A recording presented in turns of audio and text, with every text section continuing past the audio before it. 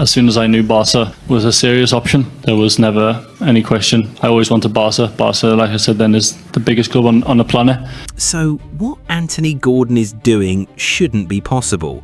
Maybe that's slightly dramatic, but think about what has happened.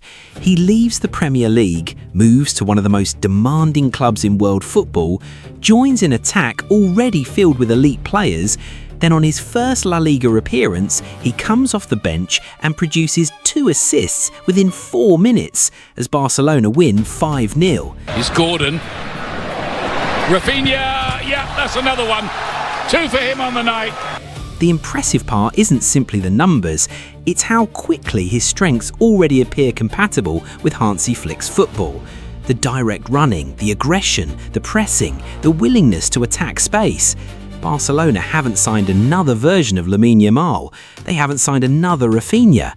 They've signed something different, and that might be exactly why this works. Before the season, people were asking, where does Anthony Gordon fit into this Barcelona attack? After 25 minutes against Elche, maybe the better question is, how is Hansi Flick supposed to leave him out? And Barcelona fans, I want to know this one. If everyone is fit, does Anthony Gordon start for you? And if he does, who are you dropping?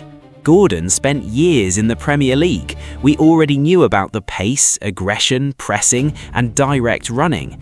But Barcelona is different.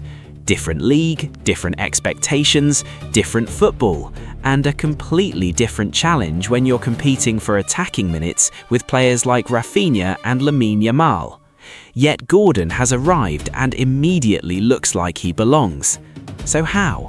How has Anthony Gordon gone from Newcastle to Barcelona and adapted this quickly? And after what we saw against Elche, there's an even bigger question.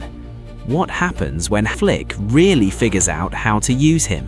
When Barcelona signed Anthony Gordon from Newcastle, there was an obvious question.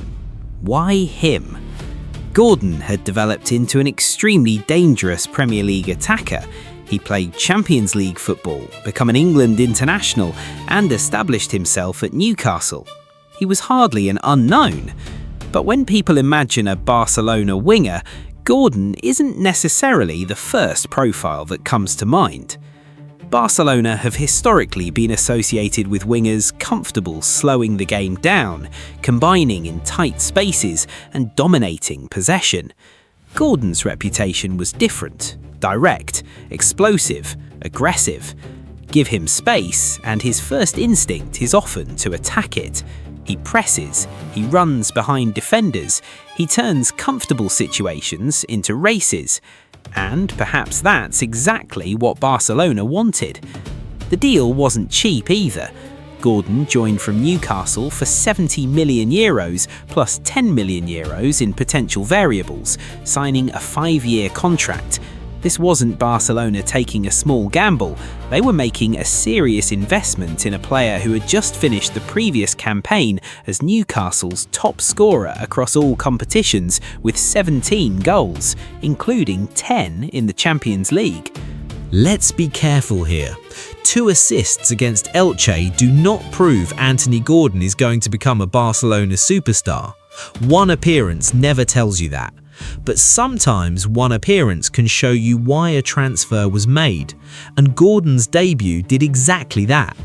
Barcelona were already winning comfortably when he entered the match. That changes the situation.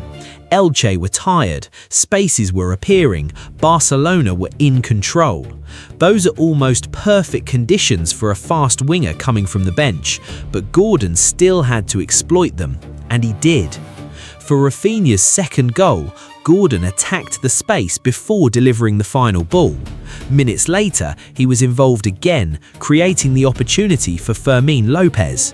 2 assists within 4 minutes. But here's what most people are missing. The assists aren't necessarily the most important part. It's how naturally Gordon's instincts complement what Barcelona already have. Imagine defending against this team. For an hour, you've been dealing with Barcelona circulating possession. You've been tracking runners. You've been worrying about Lamine Yamal receiving 1 versus 1. You've been following Raphinha. Your defensive line has spent 60 minutes constantly moving. And then Flick looks at his bench, Anthony Gordon. Now the game changes because Gordon doesn't need 20 touches before something happens. If the space is there, he attacks it. If the defender steps forward, he wants the space behind him. If Barcelona win possession while the opposition is disorganized, Gordon immediately gives them somewhere to go. That's incredibly valuable.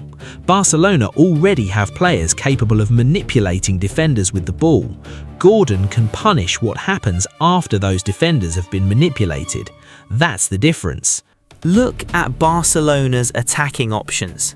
Lamine Yamal, Raphinha, Fermin Lopez, Karim Adeyemi, and now Anthony Gordon. Against Elche, Raphinha scored twice, Fermin scored twice, Adeyemi scored on his league debut, and Gordon came from the bench and provided 2 assists. Barcelona scored 5.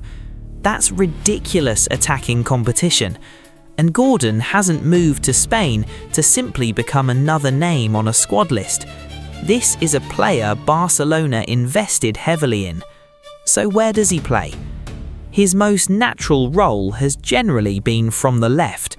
That's where his directness becomes especially dangerous. Receive wide, attack the fullback, drive towards goal, make the defender turn. But Gordon's versatility means Flick has alternatives. He has played across the front line before, including periods through the middle at Newcastle. And that's where Barcelona become unpredictable. Because this isn't necessarily about finding one perfect front three and playing them every week. Modern elite teams need different solutions. Against a deep defensive block, Barcelona may prioritise players who can combine repeatedly in small spaces. Against a high defensive line, Gordon's running becomes much more dangerous. Against a tired defence after 60 minutes, you probably don't want to see him standing on the touchline waiting to come on. And then there's pressing. This might actually be where Gordon fits Flick better than some people expected. Flick doesn't want Barcelona's forwards waiting for the ball. The first defensive action can start with them. When possession is lost, the closest players have to react. Gordon's intensity was one of the defining characteristics of his football in England.